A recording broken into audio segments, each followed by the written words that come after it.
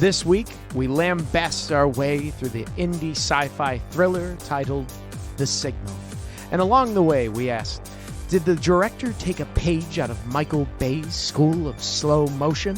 Why do space aliens think blue duct tape uniforms provide a tactical advantage? And finally, why do filmmakers think flashbacks are a sufficient means of fleshing out a backstory? Get ready to track the signal on this week of Force-Fed Sci-Fi. Hey guys, welcome back to another bodacious rendition of our podcast, the movie Bonanza Force-Fed Sci-Fi. My name is the robotic Sean Michael Cope, and with me today is my buddy. I am the bionic Chris Rupp. Joining us on the mic today, we got our friend and producer, the red light, green light, Jeremy Keski. Booyah! Get it? Red light, green light? Because it's a traffic signal. Oh! Oh, God. Don't quit your day job. This episode, we know where it's going. So that's right. This week we did this indie film called The Signal. I don't know who put this on the list. I don't know if it was you or me. I probably did because when I was constructing the list, I looked through what Rotten Tomatoes says were the best reviewed sci-fi films ever, and This was on it. Like, okay, and Lawrence Fishburne's in it. Let's drop it in there and see what happens. Well, it happened. So yes, let's tell the folks at home the synopsis of this bad boy. Okay, so 3 friends by the names of Nick, Haley, and Jonah are on a cross-country road trip looking for a mysterious hacker named Nomad. And when they think they found Nomad's hiding place, they are confronted by a mysterious entity that announces its presence through a mysterious signal. The 3 friends then wake up in a research facility where they are interrogated by scientist Dr. Wallace Damon, and they must hatch a plan to escape and find out why they are being kept prisoner. I like how you say hatch a plan. Well, really, that. There are 2 ways to describe that. It's either formulate a plan or hatch a plan. What about construct a plan? That doesn't have the same ring to it. What? You constructing Formulate a plan makes it sound like Hannibal from the A-Team, and they're going to bust someone out of jail using an incredibly complex theme and, moves and a military theme that's awesome. And then hatching a plan, I think, always applies to escape movies. Oh, I see. When you said hatch, I just envisioned them sitting around a large egg, just waiting for it to hatch, and then, there's the plan. Let's do it, baby. So thanks, Chris. Did you get a lot of paint chips when you were a kid? I slept in a closet. That's what Jeremy said. Yeah. Yes, you did. Covered that. A lot of growth. A lot of growth. In the closet. So this film is directed by this guy named William Eubank. Uh-huh. And he's had 3 films so far. This is number 2. And I guess recently this film's coming out. It's called Underwater, or it just did come out in January. And then his first film they did is Love. Yeah, it's about an astronaut who becomes stranded in space, and that was... Oh, that looks good. That was an indie success. It really kind of put his name on the map. I remember the soundtrack was scored by that the pop punk band Angels and Airwaves before Tom DeLonge decided to invest money in Looking for Aliens. Wait, the lead singer? That's what Tom DeLonge did now. He kind of broke away from music. He funds an institution that its sole purpose is to look for extraterrestrial life. So he literally took Angels and Airwaves and just was like, I'm going to find them. I'm going to find aliens. What is he like? Because I haven't won a Grammy in a while. Does he just blast his music soundtrack in space? If waiting for I someone hope to the aliens hit are not attracted to either Blink-182 or Angels and Airwaves. I hope something a bit more high. Maybe John Williams just attracts them to Earth. I hope. That is, wow, that's something. I never knew that. Fun facts, folks. Well, he also, William Eubank also wrote the film with his brother Carlisle and David Frigerio, who I couldn't find much on him. No. Apparently he's a New York theater director. Oh. So, okay. I don't know, maybe he's take that. Adam Driver's character from A Marriage Story.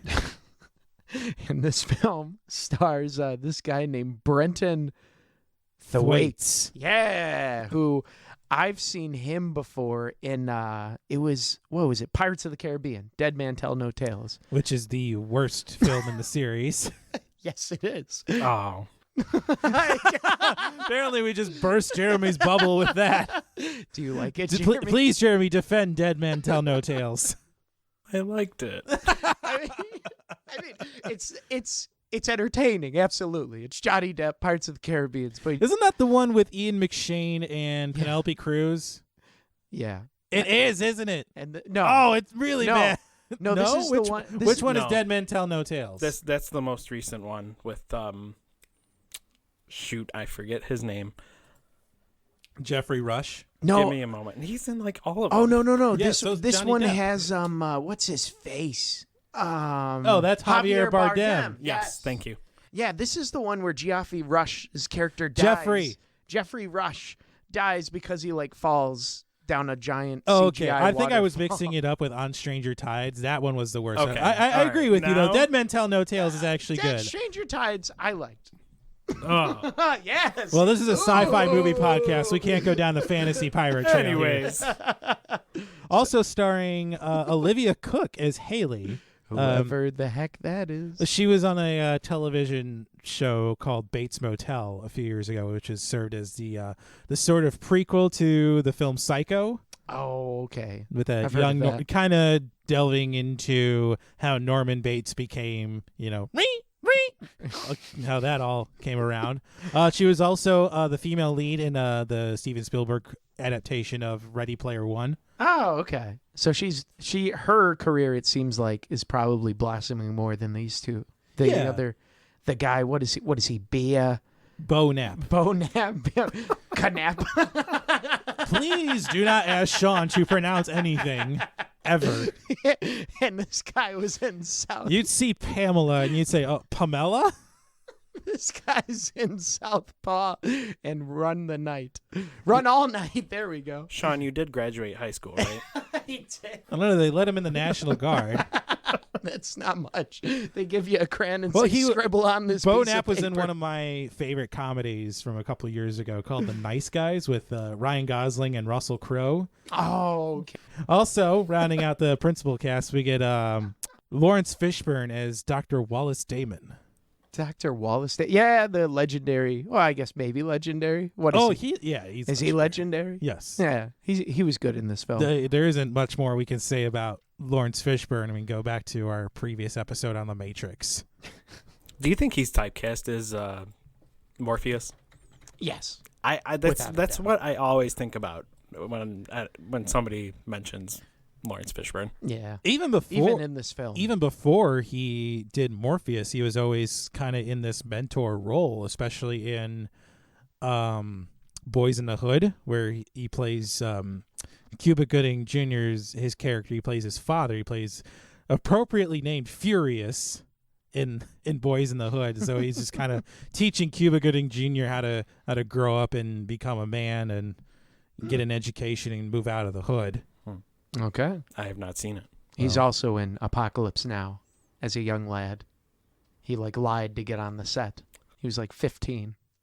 He's also killed in Apocalypse He Now. is also killed. Very brutally killed. Ugh. So Lawrence Fishburne, folks. So what's the first thing that you would like to talk about with this? Because you brought up a really interesting question.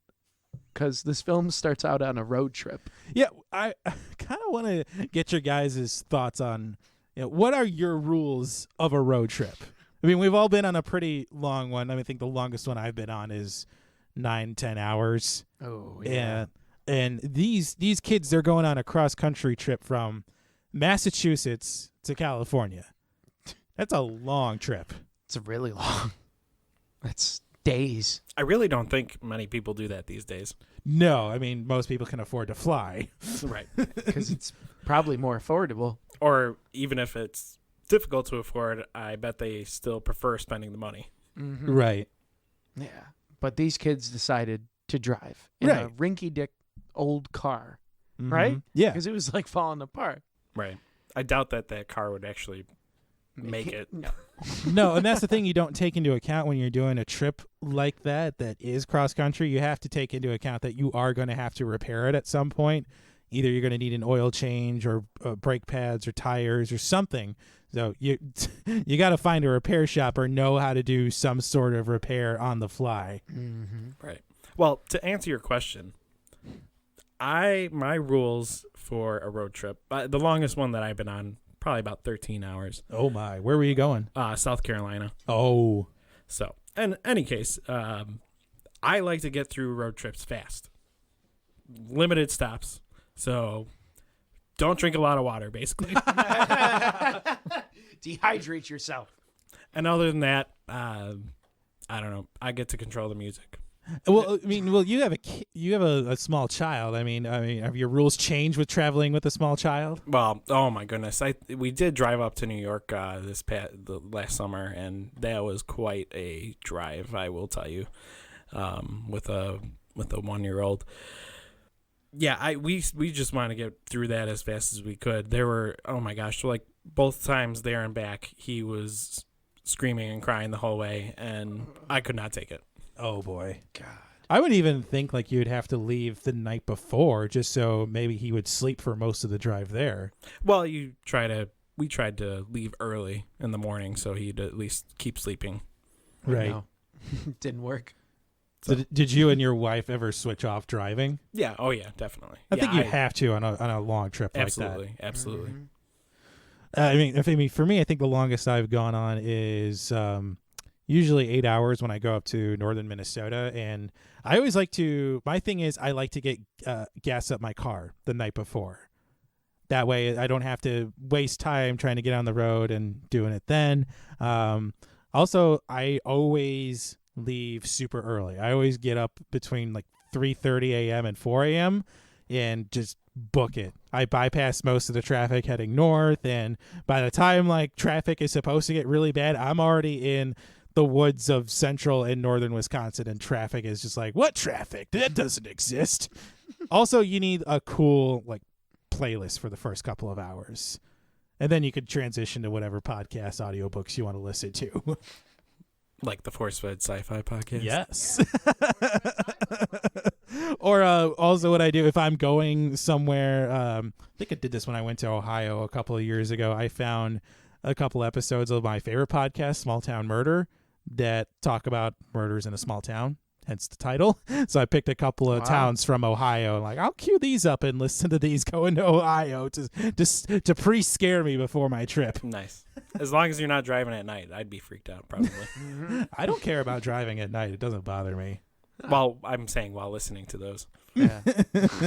Someone jump out. What's that in the bushes? Again, it doesn't bother me. No? What about you, Sean? Fearless man, Chris. I think the longest drive I've done is probably Minneapolis. I went. That's and only 6 hours. 6 hours that I drove myself. Yeah. Okay. About 6 hours has been my cap.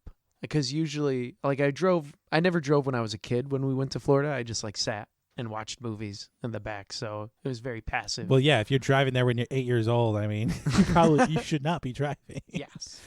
So mine's been about 6. And usually I drive the whole way. Snacks are cool. I try to do minimal stops, cruise control, baby, 95 to 100 miles an hour freeway. And I rock How out have you the not playlist. been pulled over? Luck. Luck is all I could say. I think maybe it's because of the plates say Army. Or it has like an Army thingy around it. So that just gets you a pass? I guess. Man. The Force-Fed Sci-Fi podcast does not endorse speeding. No. As fun as it is, we do not endorse it. But if you'd like to go warp speed, that's... Although I am a patriot and I protest speed limits by exceeding them. Anyways. Patriot Chris, everyone. So that's our road trip. And by the way, if you do get pulled over, never say to the cop that you are the Nelson Mandela of the highways. What? Because you will get a ticket. What? I've never thought of that. No, that's like me getting pulled over and saying, hey, don't I pay your salary with my taxes? Or just have like a box of donuts in the front seat and just be like, you want one? So that's our rules of the road trip. If you want to let us know about yours, you can hashtag us, tweet at us, send us some messages. What else about this film was intriguing? Let's Let's maybe. I wouldn't exactly call it intriguing, but I will say that it does have a unique evolution to it. It starts off as this innocent road trip film for about the first 15 minutes or so, and we see some character tension starting to build. Nick is probably going to break up with Haley, which, by the way, don't do that on a cross-country trip. Yeah. Emotions That's are just going tight. to make it awkward, especially since it's her car. Right? But Jonah and Nick are chasing this hacker Nomad, and it's implied before the events of the movie that Nomad kind of caused them to be kicked out of MIT. Yeah. That's what. Then they were like really salty about it. So they wanted to go find him and do something. Whereas I poor don't know. Haley is just the voice of reason, like, just let it go. We need to get to California. They should have just listened to her from the start. What were they going to California for? Maybe the message of this film is just listen to women. Yeah. They have the better ideas. I wish they would have. That would have been a more interesting film. Right. That's why God invented man and whoa, man. Stop us from doing stupid stuff. So there's, the characters. And I guess the first part of the film, they were supposed to be like logical guys. I guess the way they talked. Because they gave, what was his name? The main character? I totally forgot his name. Nick. The marker. And he was like weirdly carrying around a marker the first like 15 minutes of the film where he would write on walls, write on little machines, like claw machines. Just talk to children, random children. Well, and it's a like, dry erase marker, so it's not like he's drawing on claw machine windows with a Sharpie. Yeah, but is that what you do, Chris? You walk up to children at the bowling alley. Hey, you want to know how to get that Pikachu stuffed animal? Here. No, I do not do the Goodwill Hunting treatment to random people I meet. And that is exactly what this guy was like. He was like so ham-fisted as like this logical Goodwill Hunting man. Well, it's weird too because we get these. I think the appropriate term would be flashback, but they're really more as a character development device. Yeah. And it's weird. Instead of developing the character with the story, they're like, here you go. Here, let's explain it in flashbacks. But it didn't even do that good of a job, I feel No, like. it would just be scenes of him running aimlessly through the woods and then standing in front of a river that's flowing. And you're like, oh, does he fall in the river? Well, we see, Nick, that he's afflicted with this degenerative disease. It's never explicitly said what it is, but I think the flashbacks are meant to show that he was able-bodied at some point. I mean, I got it the first one, but by the 15th time of him running, it was It's the like, same I get flashback. it. They only have enough money to record like 3, and they're like, maybe we'll just insert them. Right. I did appreciate that the stark contrast between those two scenes. At first, you see them in a desert, and then his flashbacks are in a nice green forest. I appreciate that, but then, like you said, John, it's like over and over and over. Okay, we get the point. Yes. Where is this leading to? Well, then Jonah, who's supposed to be His best the friend. ever intrepid best friend and sidekick, he disappears for most of the end of the first act and into the second. Yeah. You mean Hulk? Yes. Yeah. Jonah's forced with Hulk hands while Nick is fitted with proportionately correct bionic legs. Yeah. So they Which I will have to say, I did appreciate that twist in the film. the twist. So that's when the film got good to me. Because all right. So basically, a breakdown. They like get kidnapped or abducted. I would call it abducted. Abducted because they think they found where Nomad is, and it ends up just being like 25 minutes of them being in this hospital-esque government facility with just Lawrence Fishburne. Or so we think. Yes, interviewing Nick. And then nothing really progressing. You think Nick's talking to Jonah. Nothing really happens. And then he tries to escape multiple times, foiled. Then finally, the reveal of the legs. And that's when it really gets good. Because that was like, I guess, the trope for these guys. Their little tick. They lose hands, legs. The chick has a thing in her back. So you mean to tell me that Nick never had the desire to lift up the sheet to look? I know. That was my thing. I'm like, what? It took this long? It took you 20 minutes to fall off the chair and be like, "Ah, my legs!" 20 minutes. I paused it. It was like 55, and I'm like, dude, Well, then this film is 30 minutes left. Well, then he's freaking out and making every effort he can to cover them up. Like, dude, you are now able-bodied. Yeah, you can walk. Your legs work. They will continue to work. You know why? Because they're bionic. I liked how he just walked right up to the glass window that Lawrence Fishburne is looking. He just puts his face in it. I'm like, does he see you? Like, what's going on here? Yeah, he didn't give you bionic eyes. That's when I started picking apart the film. Yeah, just couldn't. Nick has. I don't understand his motivations because all we really know about him heading into this was he was abducted. He was thinking about breaking up with Haley. They've been together for some period of time. It's not exactly sure. And then he gets bionic legs. Although it was, I don't want to say it was comical to watch him escape while trying to escape with her while he's in the wheelchair. It was not comical because I don't think he had figured out that his legs were bionic at that point. Mm-hmm. But it was like, oh crap, I'm stuck on the corner here. Right. We can all sympathize with something like that. I mean, I commend his audacity to try, it being stuck in a wheelchair. But, right. But we got it by like the second time. All right, he's stuck here. Maybe his resiliency. Well, yeah, and how dense are the people working in that facility to not see that, hey, somebody that we're keeping hostage here is dragging somebody out on a gurney? Like, how do 6 people not see that? It was turning into a James Bond-esque film. Right, one of the more ridiculous ones with Roger Moore. Where they're in space! Yes. But finally, when they do escape, I think that's when it gets cooking. And you see, he gets like the message from Lawrence Fishburne's character, don't go up there. You're going to see things that aren't natural or whatnot. And that's when we get the most bogus people, the weird, baffling locals, I guess you could call them. I don't know. What are they? Robots? Aliens? It's hard to describe what they are because it's something that's never answered in the film. Yeah. We do find out at the very end that turns out this whole environment is this floating space station. Surprise. Here's a Rod Serling Twilight Zone twisty for you. And that Lawrence Fishburne is a bionic alien. I don't know. I guess. Yeah.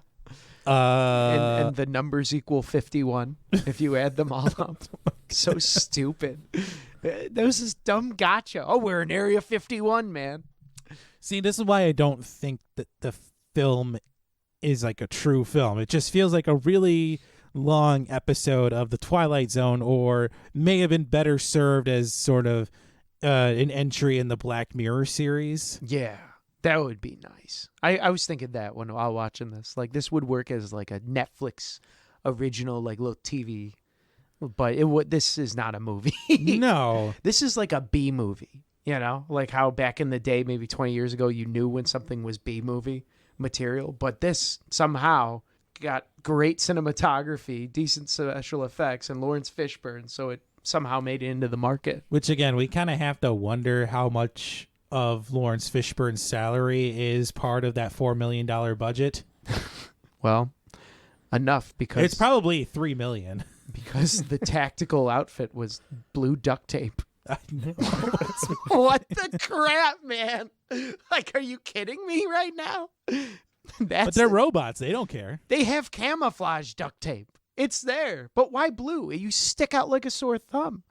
Well, if you're chasing people in hospital gowns, I think they kind of stick out as well. So I think it's kind of a moot point there. I know. I was thinking that when he goes into the truck stop, like trying to look all nonchalant. I'm like, dude, you're wearing a hospital gown. Like, we're out of blue duct tape. What are we going to use? Neon green. Do it.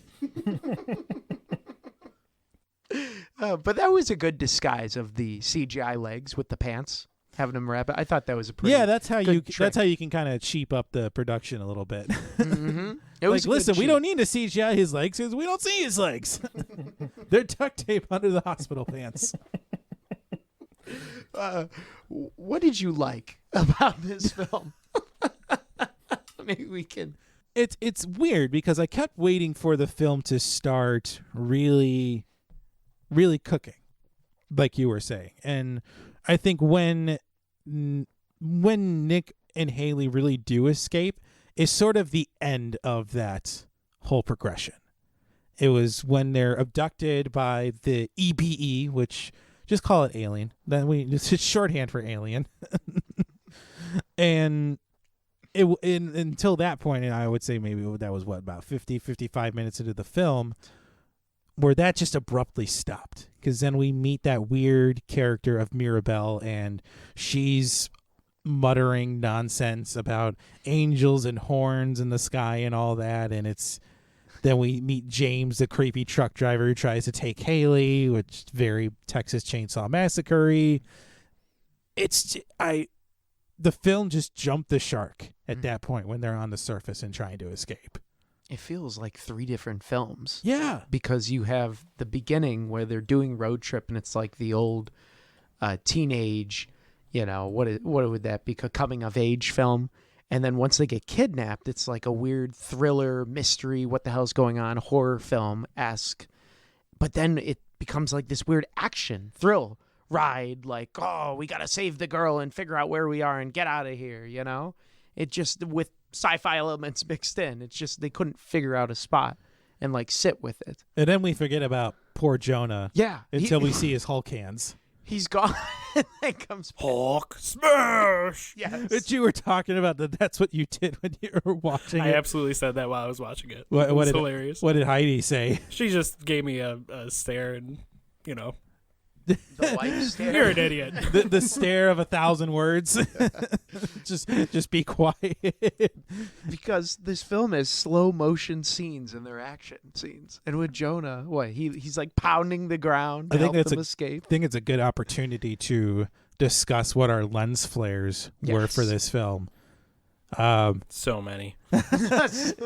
Jerry, let's start with you. What was your lens No, flare? I don't want to go first because I don't want to take You've got guys. so many. Go. Do it. Go for it. All right, let's start out with a few of the simple ones. What was up with the red briefcase and the gun inside of that? Like, why are you carrying around a gun inside a red briefcase? I don't know. Sticks out like a sore thumb. Because it looks cool. So that's number 1. Number 2, we kind of touched on the flashbacks.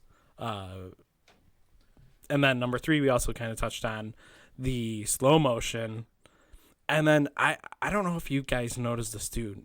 Number 4, there were so many close-ups of Nick's eyes. Yeah. I was like, why are we so close to Nick so many times? It's like this, like how Quentin Tarantino loves feet. This director just loves close-up to eyes. Once you realize that Tarantino has a foot fetish, you notice it in every movie, though. Every single one. Yeah, absolutely. I actually, until you said that, I never really thought about it. And then you watch Once Upon a Time in Hollywood, and it's like, feet. Here's Margot Robbie's feet. Here's Margaret Qualley's feet. Here's Brad Pitt's feet. Everyone's feet. I've said it before. I just know he has a shoebox in his closet. It's just full of pictures of Uma Thurman's feet.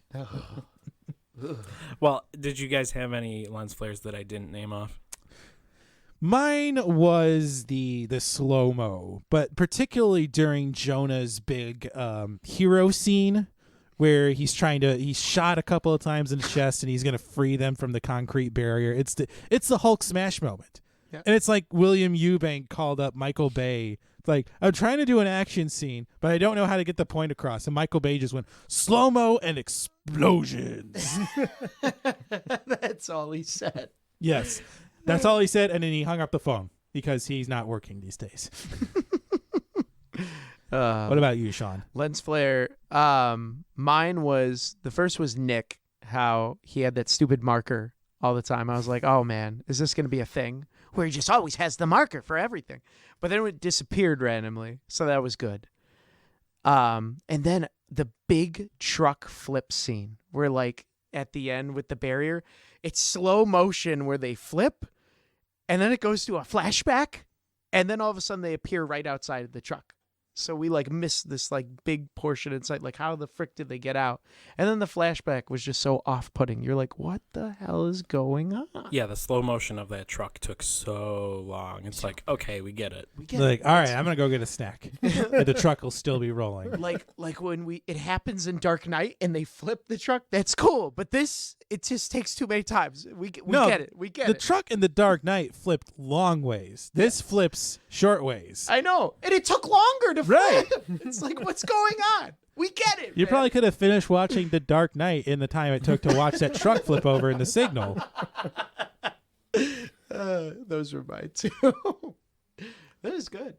I think we nailed all the flashbacks, all the freaking lens flares. Well, what about a red shirt?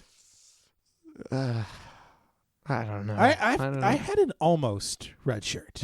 Almost red. Well, in particular, it was a scene where Damon and the other scientist are in the control room, and they're looking into this room, and there's a cow tethered to it. Now, normally on this show, when we see a barnyard animal in a testing room and the lights go out, 9 times out of 10, when the lights come back on, that cow is going to be splattered all over the room. Mm-hmm. Except that did not happen in this case. I full on expected some type of laser gun or signal to just turn the cow to just totally eviscerate it. But instead, what we get is a chair flying out of nowhere into the window. Yes. And it's never explained who threw the chair. If it was Jonah who got into the testing pen and threw the chair, or if the cow just got mad and went "Murr" and threw the chair. That's what I thought. I'm like, is this a crazy cow? So we got angry cow throwing chairs at the window. Murr. I think that cow should just be lucky. Feel lucky it's still alive. That's hilarious. Moo. Boom. Maybe it was a French cow and they didn't give it enough baguettes. No, in that case it'd be meh. Meh. What's this chair doing in here? Someone come nuke me. I am full. Me, I need more cigarettes. A smoking French cow. Oh my goodness. This podcast has gone off the rails. So, What about you guys? Did you have a red shirt? I mean, the closest thing would be for me would be, what was her name? Maribel. Mirabelle. I mean, she was like the nicest old lady. I mean, crazy, but She's just a little nuts. right. And then her nose started bleeding, and Damon's just like, well, I have the cure for that. yeah, that was so weird. Instead of just giving her a Kleenex, like, oh, I'm just going to shoot you in the chest now and call Pulls it out- a day. Pulls out his red suitcase. Yep, with the all the space in the world for a gun. The biggest suitcase for a freaking pistol. It's like, dude, just wear a shoulder holster and call it a day. Why?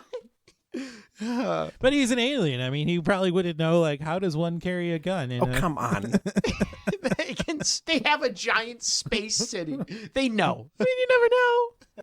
Well, let's talk about the ending, though. Because it has, I mean, Nick, in an effort to escape the confrontation from Damon and the soldiers, he activates bionic powers and runs himself out of the glass containment wall. Turns into the Flash. Right.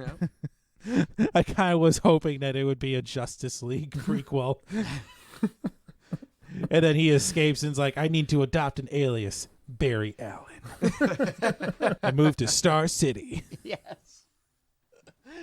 And then we see Damon catches up to him really fast, apparently, and he pulls off the helmet, and turns out, spoiler alert, he's a alien robot, and they're on this floating spaceship. And I don't get why they look like humans. What? Yeah. Okay, anyways. What's the point? I don't know why. Why do they have like? Why? Why? You know, there's a theory about that, and it goes back to the supposed Roswell incident and all the alien imagery and iconography we saw after that. You know how they kind of all, the aliens on anything, any lunchbox, comic book cover, television show, all kind of look the same with the big heads and the weird eyes. supposedly that's because the government is slowly kind of drip feeding us images of aliens. In the event that first contact does happen, we're not going to be freaked out by the appearance of aliens, because that's the image we've been seeing for the last 70 years. Take that for what you will. It's possible. It's possible, but I mean, maybe it's just, hey, it looks freaky and cool. But Lawrence Fishburne was basically like Wire Man. He was a bunch of wires with this little... Well, maybe their base appearance is that of just robots, and they adopt just like, oh, you're human. We have human faces all ready to go, like Game of Thrones. The ultimate AI. Game of Thrones? I don't want to get too far down the whole Game of Thrones nerdy rabbit hole there, because it'll just bore you. It probably will. Yeah. But the ending was off-putting. You see him break through, and you get this beautiful city in front of you, and it's like, wow. And then the film ends, and you just go, I really wish we could have discovered that city. There could have been more taking place there, because that would have been a more interesting film. You know what was missing from that end shot of the space station? Do do do do do do do do do do do. Yeah, like a Twilight Zone episode. Man. Yeah, exactly. That's what it freaking felt like. Just. Well, before we subject ourselves to too much more of The Signal, let's briefly talk about the legacy of the film. Mm-hmm. So, grossed just under $2.5 million against that mentioned $4 million budget, but did earn an additional $800,000 in home media sales. But I mean, still, the film did come under budget and holds a 60% rating on Rotten Tomatoes, which I feel might be it is fair. Mm-hmm. And I don't think the larger audience is going to quite grasp the true meaning of this film, because no one quite knows what that true meaning is. It's never exactly clear. I mean, you can make an argument that it's humanity or it's morality or it's consequences, but it's never clear. The theme is evolving throughout the film. You can never pin it down. And I don't mean that in a good way. And as Sean mentioned at the top of the show, William Eubank recently directed the deep ocean monster film Underwater, but this was a commercial flop and mildly received by critics. But I think given the lackluster reception for The Signal and for Underwater, I think Eubank may now find himself in director jail, kind of hoping and waiting for his next project to come along. Director jail. You do a couple flops in a row, and then you don't get work anymore. I'd second that. I'm good. Yeah, we don't need any more of his stuff. I'm good. Eubanks who? Hey. So with all of that in mind, let's rate the film, shall we? Mm-hmm. On our unique scale on the Force Fed Sci-Fi podcast of wouldn't watch, would watch, would own, and would host a viewing party. Let's start with you, Sean. What do you give to 2014's The Signal? I'm going to do a would not watch. I'm good. It's just, there's some great moments in it. Great cinematography. There's some, like, Lawrence Fishburne's performance is great. But it just doesn't make up. It's an hour-long snooze fest at the beginning, just with clunky dialogue, crappy character building, lost themes, and just confusing flashbacks and editing where you're just left there going, what's going on? So I don't think the ending could save it for me. So I'm never watching this again, and I'm happy. So that's simple, sweet. I'm good. How about you, Jeremy? I would say that I'll give this a little bit better of a rating. I would say a would watch. And I think the elements of a decent movie are there. The execution, though, is very poor, I at least in my opinion. Like you said, there's a lot of confusing parts. I would love for this story to continue. I think this would be a decent origin story, actually.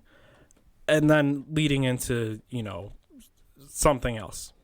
What? I don't know. I mean, that'd obviously be up to the movie makers. But in any case, I mean, there were some nice nice filmmaking aspects. Like I said earlier, the contrast of him running in the forest in the flashbacks, and then them in the desert. That's a really cool technique, but you don't need to do that so many times. And then just those lens flares, it's like cut those out a little bit, and maybe it's a decent film, and cut the film down a little bit. But yeah, I would probably maybe catch this maybe a couple more times in my life. I wouldn't mind watching it, but mostly I probably won't go out of my way to see it. If it's just on somewhere, I might take a look at it again. Well, I'm going to have to agree with Sean for The Signal. I would call this a would not watch. As we talked about earlier, it does unfold in a way that is certainly unique, but it ultimately feels more like an episode of The Twilight Zone or Black Mirror than it does a major motion picture. I mean, if there is a reason to watch this movie, it is Lawrence Fishburne. I mean, he very coldly and calmly navigates the scenery. He's a very eerie presence in the film's middle and final acts, but an analogy I used earlier, if this film were the Titanic and it's sinking, Lawrence Fishburne is the one extra watertight compartment that's totally preventing the ship from going under. And the film is too broad. It has too broad of a theme for it to feel compelling. It's the theme of humanity as a theme. That's in literally every single movie that's ever been made. So to address it as humanity with bionics isn't something that's going to get me excited to watch it. So that's my review. That's all right. Sweet. So now we're done with this. We can go on to the next. Yeah, let's hope our friendly random number generator AI, Major Samantha, picks a better film for us to watch. I'm hoping. So, and from our list of 118 films, Major Samantha has selected number 95. We are returning to a franchise we've covered before. It is 1989's Back to the Future Part 2. All right. There we go. All right, I'm down. All right, giggity. Sweet. Yeah. That'll be our film for next time. So please watch and enjoy with us. And if you enjoyed today's episode, please head on over to Apple Podcasts and leave us a 5-star review. It really helps to drive us up the charts as well as help people like you find the show. We are across the spectrum of social media with Facebook, Twitter, and Instagram, all at ForceFed Sci-Fi. You can check out and download episodes at Apple Podcasts, Google Podcasts, Spotify, the iHeartRadio app, or wherever you find podcasts. And please subscribe so you never miss an episode. Finally, you can check out our website, forcefedsci-fi.com, for show notes and links to all of our social media. So for all of us at the ForceFed Sci-Fi team, we will see you next time.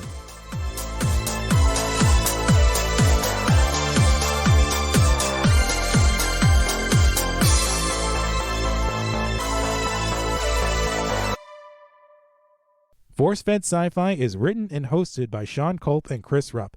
Website design, associate producer, and editing by Jeremy Keski. Artwork designed by Mike Berger. Theme music composed and performed by Custom Anthem.